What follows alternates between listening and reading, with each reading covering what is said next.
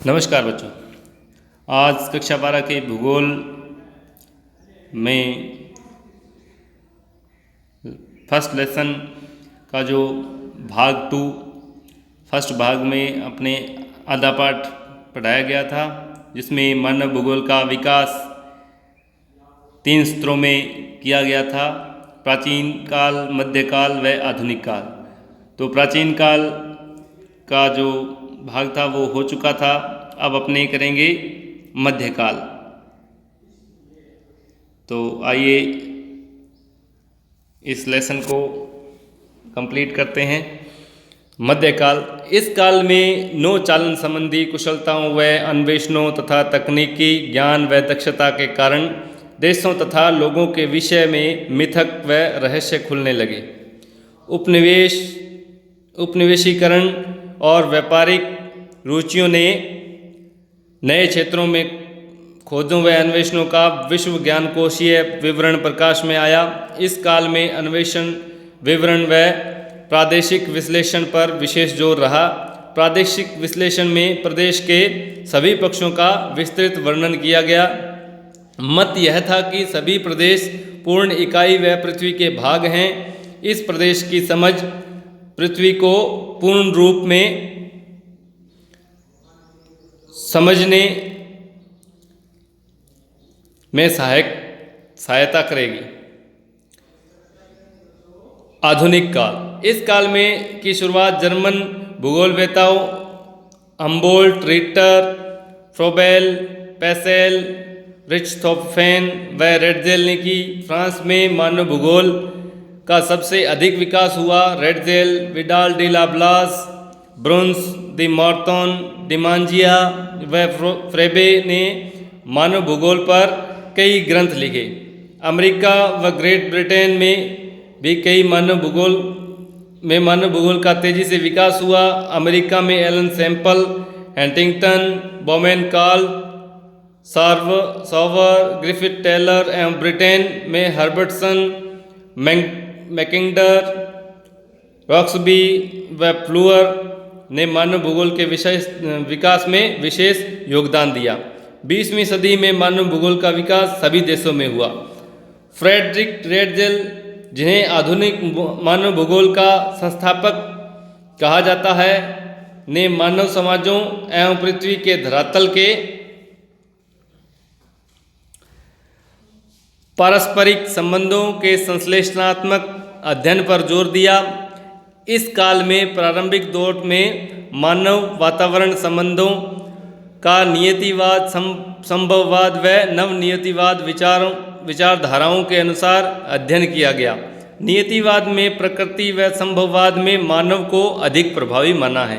तो ये क्वेश्चन भी हैं, जैसे पहला था कि फ्रेडरिक रेटजेल, जिन्हें आधुनिक मानव भूगोल का संस्थापक कहा जाता था। तो ये प्रश्न बनता है कि आधुनिक मानव भूगोल का संस्थापक कौन था? तो इसका उत्तर होगा फ्रेडरिक रेटजेल। और अब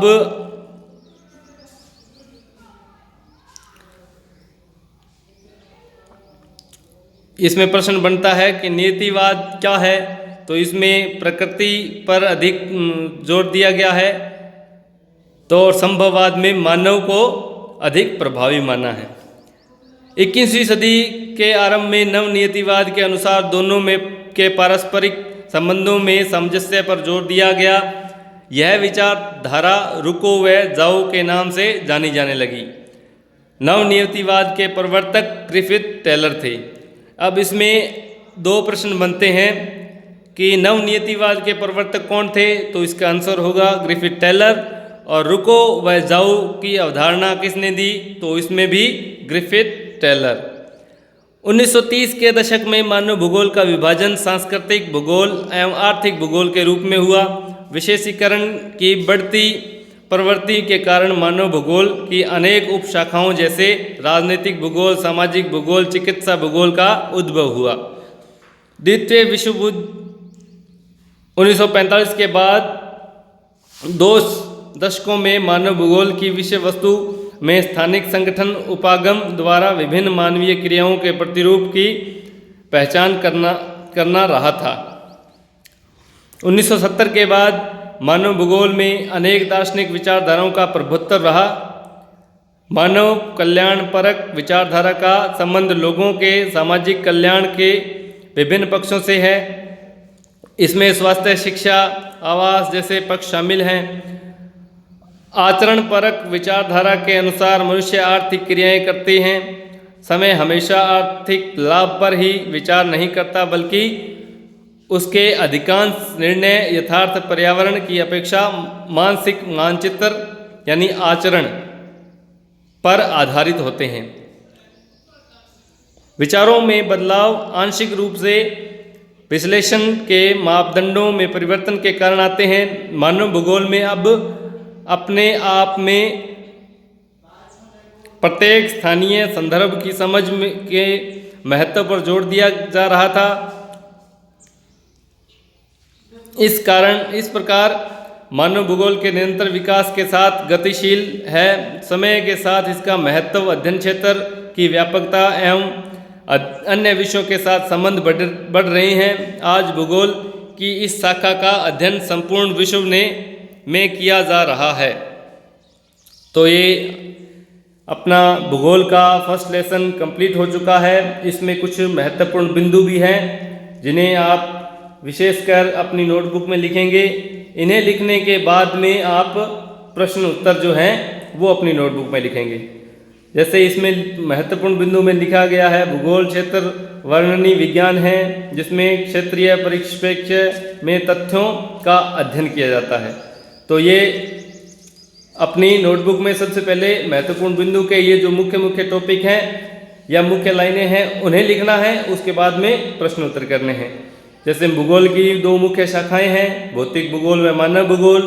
मानव भूगोल वह विज्ञान है जिसमें पृथ्वी के विभिन्न क्षेत्रों में मानव समूहों के प्राकृतिक व सांस्कृतिक वातावरण की शक्तियों का, प्रभावों का, प्रतिक्रियाओं के पारस्परिक संबंधों और स्थानिक संगठनों का अध्ययन किया जाता है। मानव भूगोल क्षेत्र विशेष में समय के साथ मानव वातावरण के सभी जटिल तथ्यों के पारस्परिक संबंधों का अध्ययन है।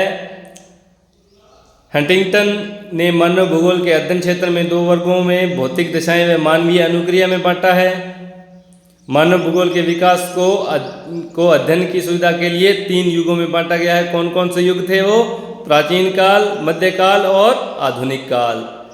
तो पहले ये लिखने के बाद में अपने प्रश्नोत्तर करेंगे। तो प्रश्नोत्तर देखिए। आधुनिक मानव भूगोल के जन्मदाता का नाम कौन था?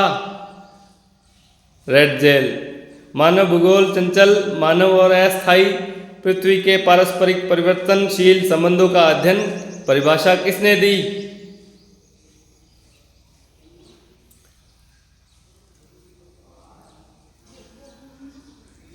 तो इस तरह अपने इसमें जो प्रश्नों के उत्तर हैं वो निशान लगाए हुए हैं और आप अच्छी तरह से अपनी नोटबुक में लिखेंगे व होमवर्क भेजेंगे।